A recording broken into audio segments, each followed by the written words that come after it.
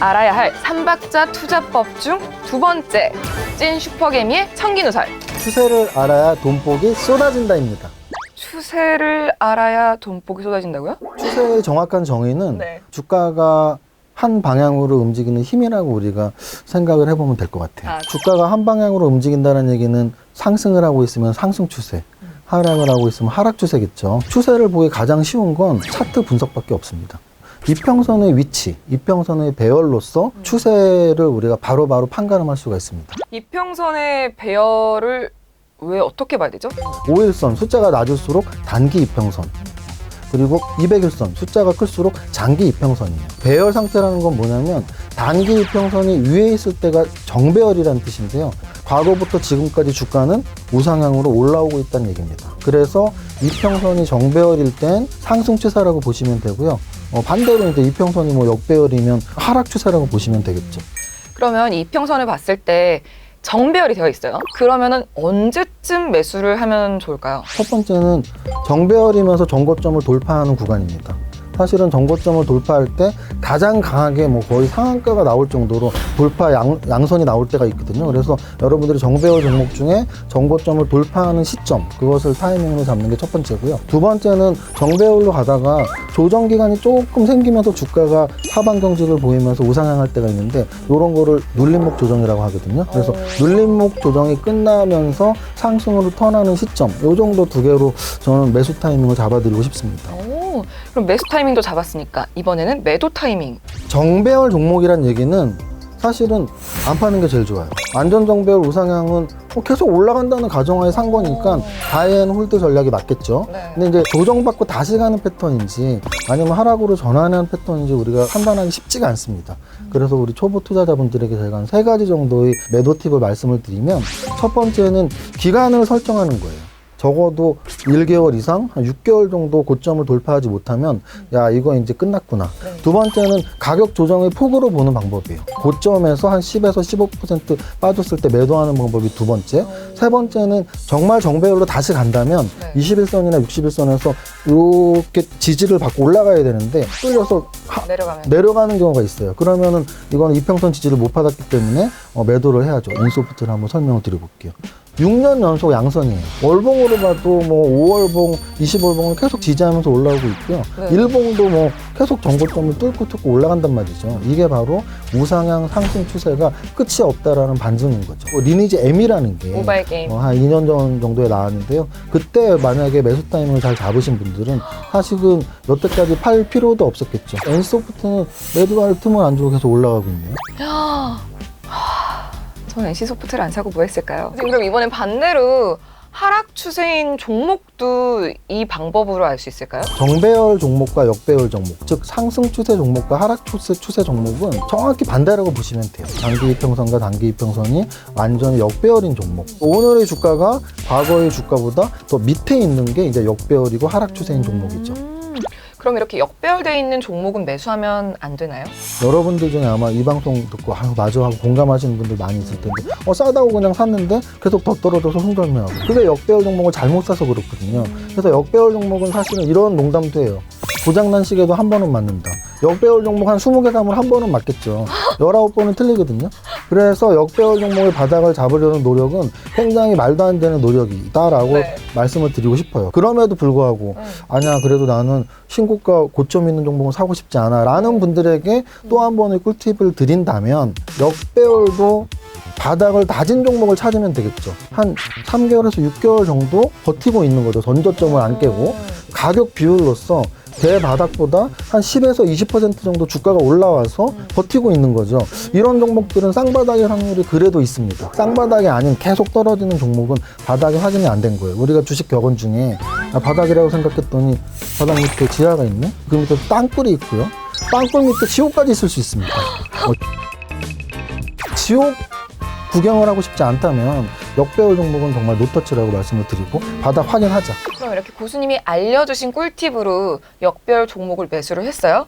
그러면 이번에는 또 매도를 언제 해야 될까요? 만약에 역배열 종목을 쌍바닥에서 샀다면 희망대로 우상향을 한다면 매도 안 하고 홀드, 천장을 보러 가야 되니까. 반대로 전저점을 깬다면 좀 속쓰리고 아쉽지만 원칙적으로는 손절매가 맞다라고 말씀드립니다. 지금 방송을 보시다가 찐 슈퍼개미 이정윤 고수님과 함께하고 싶으신 분들은 아래 전화번호로 문의를 주시거나요.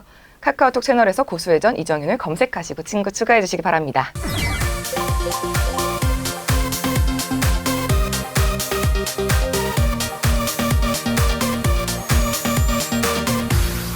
투자 3박자 중 마지막 박자 무엇일까요?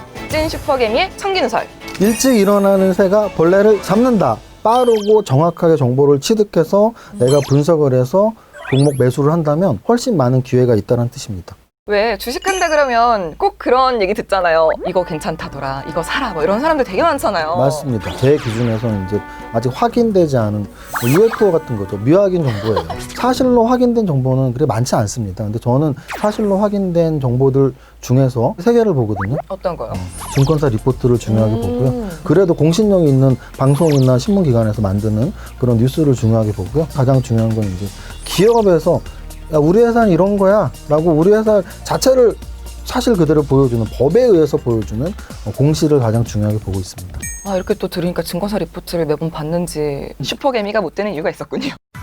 저는 주식 쪽에 공부할 수 있는 교재 중에 가장 좋은 교재가 증권사 리포트라고 보는 사람이고요. 제가 20년 전에 주식을 처음 시작했을 때 매일 그것을 한 1년 이상 읽었어요. 신문처럼. 아마도 그때 제 주식 실력이 정말 거의 퀀텀 점프를 했다고 생각을 하고요. 증권사 리포트는 일단은 저희보다 훨씬 전문적인 분들이 전업으로 그걸 분석을 하는 거죠. 또 하나는 이제 탑다운으로 정리가 되어 있는 게 너무 좋은 거죠. 뭐냐면 탑다운이 뭐예요? 탑다운이라는 것은 위에서부터 아래로 내려가자는 얘기거든요. 탑다운으로 한다면 요즘에 코로나 때문에 제약바이오주가 좋아? 제약바이오주 100종목 중에서 골라볼까? 이렇게 우리가 성장산업이 지금 올라가고 있어. 그럼 성장산업에서 종목을 찾아야지. 이런 것들이 탑다운 접근법이라고 할 수 있습니다. 그럼 이렇게 탑다운 방식으로 어떠한 섹터를 정했어요. 이 증권사 리포트를 어떻게 활용하면 되죠? 대형주와 중소형주로 나눠서 볼 필요가 있습니다. 대형주 같은 경우는 증권사 리포트에서 종목 추천을 했다고 해서 절대 그 종목이 하루 5%, 10%씩 오르지 않아요. 검증하는 시간을 두고서 볼 필요가 있어요. 근데 만약에 중소형주 리포트를 봤을 때는 좀 빠른 판단을 해야 돼요. 왜냐하면 스몰캡 리포트들 중에는 그 리포트가 나오고서 그날 막 양선이 나오고 그날부터 오르는 경우가 꽤 있기 때문에 중소형주가 나왔을 때 빠른 판단을 해서 살지 안 살지, 대형주가 나왔을 때 요즘 산업 동향이 이쪽이구나, 그래서 이런 대형주들을 많이 추천하는구나, 이렇게 보면 되고, 또 하나의 좀 팁이라고 하면 팁인데요. 다수의 증권사에서 중복 추천하는 경우가 있거든요. 네. 그 종목은 좀 주의 깊게 볼 필요가 있어요. 그러면 고수님께서 이 증권사 리포트를 보고 좀 투자를 하신 사례. KINX라는 종목입니다. 인터넷 이용자들이 많으면 수익이 나는 구조로 되어 있는 회사예요. 코로나 이제 시대가 되면서 언택트 이야기가 정말 많이 나왔어요. 나온 날 장대 양봉으로 움직이면서 한 달 동안 거의 50% 이상 올랐어요. 앞서서 증권사 리포트 말고 또 전자공시 봐야 한다고 말씀해 주셨잖아요. 전자공시 시스템 홈페이지에 많이 들어가서 내가 갖고 있는 종목 또는 내가 앞으로 살 종목에 대해서 그 종목이 어떤 공시를 냈는지를 확인하는 게 1차적으로 가장 중요하죠. 되게 많은 정보가 있을 것 같아요. 네. 근데 개인 투자자들이 그걸 다 보기가 쉽지가 않을 것 같은데 어떤 것만 좀 봐야 된다라고 꼭 짚어주실 게 있을까요? 일단 1차적으로 공시 사이트에서 무조건 봐야 되는 건요, 그 기업의 사업보고서죠. 사업보고서를 여러분들이 한 번이라도 열어봤다면 거기 항목들이 굉장히 많아요, 왼쪽에. 근데 이제 그 중에서 2개만 꼭 보라고 말씀을 드리고 싶은데, 재무에 관한 정보를 클릭을 하면 재무제표가 나옵니다. 근데 이제 재무제표는 쓱 보세요. 근데 다만 사업의 내용이라는 메뉴는 클릭을 하셔야 돼요. 사업의 메뉴는 그 회사가 어떤 회사인지를 자세히 설명이 되어 있거든요. 그래서 사업보고서에서 사업의 내용은 열심히 읽어보자라고 말씀을 드리고 싶습니다. 고수님 이외에도 좋은 정보를 찾을 수 있는 정말 찐 고수들만의 꿀팁 같은 게 있을 것 같거든요. 오늘 첫 방송에도 진짜 많이 푸네요.